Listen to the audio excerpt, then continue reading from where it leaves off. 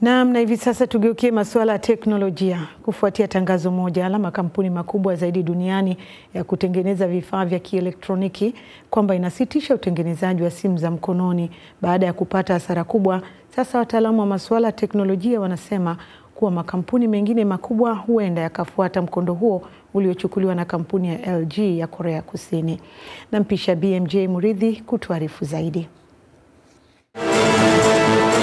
Kwa kipindi cha takriban miaka 6 sasa, kampuni ya teknolojia ya LG ya Korea Kusini imekuwa ikipata hasara kubwa kila mwaka kutokana na sababu mbalimbali, zikiwa ni pamoja na ushindani mkubwa kutoka kwa makampuni mengine makubwa duniani ya kutengeneza vifaa vya kielektroniki. Maafisa waandamizi wa kampuni hiyo wamesema kwamba sasa wataelekeza juhudi zao katika utengenezaji wa vifaa vya magari yanayotumia nishati ya umeme, roboti na programu mbalimbali za kompyuta, kati ya huduma zingine. Bodi ya LG iliidhinisha mabadiliko ya kimkakati na kampuni hiyo inatarajia kuondoka kabisa kwenye biashara ya simu za rununu kufikia mwishoni mwa mwezi Julai mwaka huu.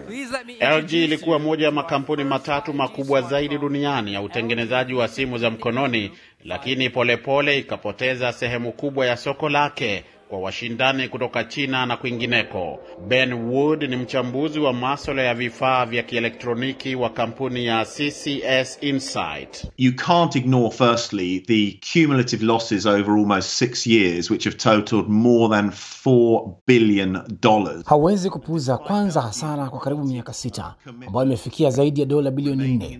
Na licha ya juhudi za mara kwa mara za kampuni ya LG kusalia kwa biashara hiyo, ikiwa ni pamoja na kubuni aina mpya za simu, waliingia katika shimo ambalo hawawezi kujitoa. Tuko kwenye soko ambalo vifaa vingi vinafanana. Watengenezaji wa simu za mkononi wanaona kuwa ni vigumu mno kutofautisha simu za makampuni tofauti, isipokuwa tu kwa vitu kama ubora wa kamera au ukubwa wa screen. Sasa soko limetulia, kwa hivyo uungwaji mkono ni muhimu mno. Na ikiwa hauna uungwaji mkono wa kutosha, kama jinsi LG ilijikuta katika hali hiyo, basi hawezi kushindana. Kwa kampuni ambayo ilionekana kuwa mstari wa mbele katika uzalishaji wa simu za kisasa zilizokuwa na uwezo mkubwa wa kiteknolojia, kama vile smartphone iliyoitwa Curved G Flex ya mwaka 2013 au hata ile ya skrini mbili iliyopewa jina la LG G8X ThinQ, wachambuzi wanasema hapana shaka kwamba biashara hiyo imekuwa na ushindani mkubwa, hususan katika miaka ya karibuni. Kando na hayo, mazingira ya uzalishaji pia hutegemea uungwaji mkono toka kwa serikali na taasisi zingine. Makampuni kama vile Xiaomi, BBK, Oppo, Vivo, Realme na OnePlus yametoa ushindani mkubwa kwa LG kwa sababu ya uungwaji mkono yanayoupata kutoka kwa serikali na taasisi zingine.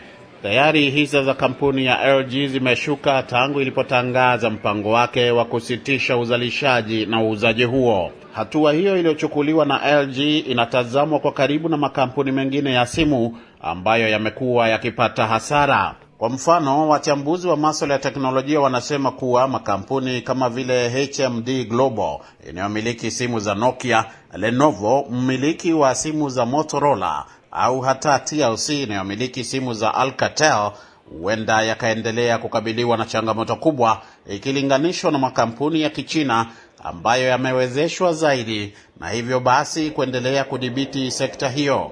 Simu za LG zilikuwa zimepata umaarufu barani Afrika na huenda makampuni mengine yatajaribu kuziba pengo litakaloachwa na kampuni hiyo. Lakini swali ni je, makampuni hayo yanaweza kujizatiti katika mazingira yaliyopo? Kutoka meza ya sayansi na teknolojia, BMJ Muridhi, Sauti ya Amerika, Washington.